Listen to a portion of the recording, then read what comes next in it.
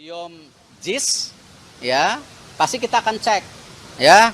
Kemarin di kejuaraan sebelumnya aja rumputnya dijahit. Nah, nggak tahu ini dijahit juga atau tidak, saya tidak tahu. Nanti kita cek ya.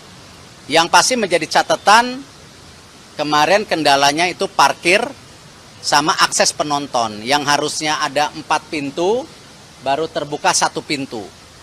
Nah, ini yang tentu harus kita antisipasi keselamatan daripada supporter. Jangan sampai supporter tidak pulang ke rumah dengan selamat. Lantas buat apa dulu Anies mesti repot-repot meminjam anggaran pemerintah pusat yang kabarnya justru mencapai 80% dari seluruh anggaran yang dibutuhkan untuk melanjutkan proyek JIS.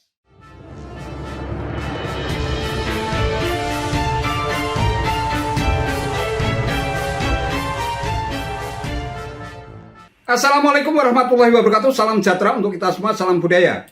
Sahabat-sahabat tercinta sebangsa dan setanah air yang sangat saya hormati, keberadaan Stadion Kebanggaan bakal Capres Koalisi Perubahan Anies Baswedan, Jakarta International Stadium atau yang akrab dikenal dengan JIS, kembali menjadi perbincangan publik menyusul ditetapkannya Indonesia sebagai tuan rumah Piala Dunia U17 tahun 2023 oleh FIFA.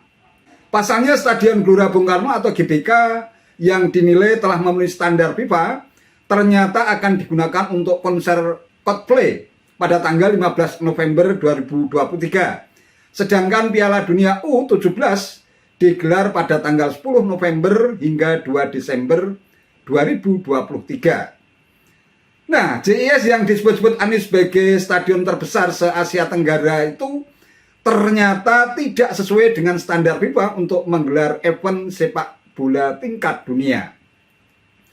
Terkait dengan kondisi tersebut, Ketua Umum PSSI Erick Thohir melontarkan sindiran yang sangat menohok. Seperti dilansir superbowl.id tanggal 27 Juni 2023 yang lalu, Erick Thohir menegaskan bahwa PSSI akan melakukan pengecekan lagi dengan mengajak beberapa pihak terkait termasuk PJ Gubernur DKI Jakarta Heru Budi Hartono dan Menteri PUPR Basuki Hadi Mulyono untuk memastikan kelayakan JIS sudah sesuai standar FIFA untuk menggelar event internasional.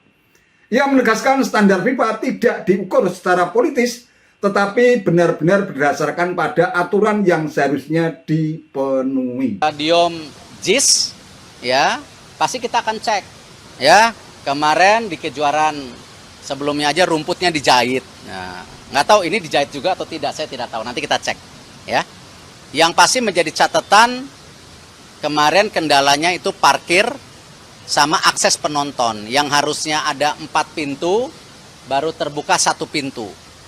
Nah, ini yang tentu harus kita antisipasi keselamatan daripada supporter. Jangan sampai supporter tidak pulang ke rumah dengan selamat. Nah, akses-akses ini yang harus dipastikan. Ya, tidak mungkin hanya 1 pintu.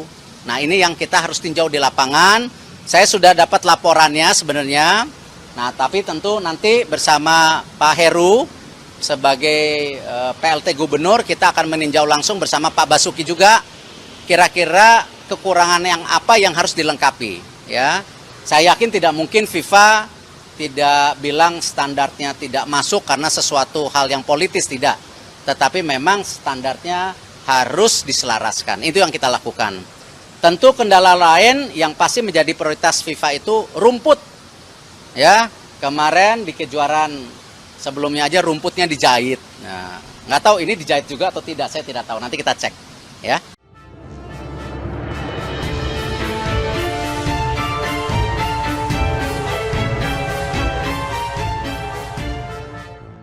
Sahabat-sahabat tercinta sebangsa dan setanah air yang sangat saya hormati, pertanyaan yang muncul, kok bisa ya stadion yang disebut-sebut memakan biaya hingga 5 triliun rupiah tidak memenuhi standar FIFA untuk menggelar event sepak bola tingkat dunia? Apa memang sebelumnya tidak dirancang berdasarkan hasil survei dan studi kelayakan FIFA sehingga begitu pembangunan kelar bisa langsung siap pakai untuk menggelar event-event tingkat dunia, khususnya sepak bola. Padahal jauh-jauh hari sebelumnya Anies Baswedan sempat membanggakan proyek yang terletak di Kecamatan Tanjung Priok, Jakarta Utara itu murni dari pajak warga Jakarta, sehingga seluruh warga DKI Jakarta boleh berbangga sekaligus bersyukur atas pembangunan JIS. Namun toh faktanya tidak demikian. Proyek yang ditangani PT Jakarta Propertindo atau JEKPRO selaku badan usaha milik daerah seperti dilansir kompas.com tanggal 14 Desember 2021, Pemprov DKI Jakarta mengajukan pinjaman dana melalui skema Program Pemulihan Ekonomi Nasional atau PEN ke pemerintah pusat senilai 1,18 triliun rupiah pada tahun 2020 dan 2,464 triliun rupiah pada tahun 2021.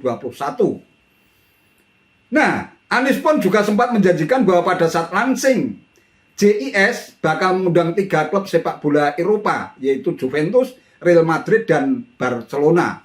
Toh faktanya tak kunjung terwujud sampai masa jabatan Anies sebagai Gubernur DKI berakhir pada tanggal 16 Oktober tahun 2022. Ya, mungkin lantaran JIS memang tidak memenuhi standar kelayakan versi FIFA yang membuat janji tersebut hanya tinggal sebatas janji. Dengan dana segede itu, seharusnya rancang bangun infrastruktur JIS benar-benar telah memenuhi standar FIFA, apalagi disebut-sebut sebagai stadion terbesar dan termegah se-Asia Tenggara. Kalau sekarang Erick Thohir dipusingkan oleh kondisi JIS yang seharusnya siap pakai untuk menggelar event dunia, ternyata tidak sesuai dengan standar FIFA, sehingga harus melakukan renovasi terlebih dahulu. Lantas buat apa dulu Anies mesti repot-repot meminjam anggaran pemerintah pusat yang kabarnya justru mencapai 80% dari seluruh anggaran yang dibutuhkan untuk melanjutkan proyek JIS. Pantesan saja anggota DPRD DKI Jakarta Gilbert Simanjuntak sempat melontarkan kritikan pedas atas sikap Anies yang terlalu membanggakan JIS sebagai mahakarya. Seperti dilansir suara.com 24 Mei 2022, Gilbert menyamakan Anies dengan pelukis narsis yang memuji dirinya sendiri.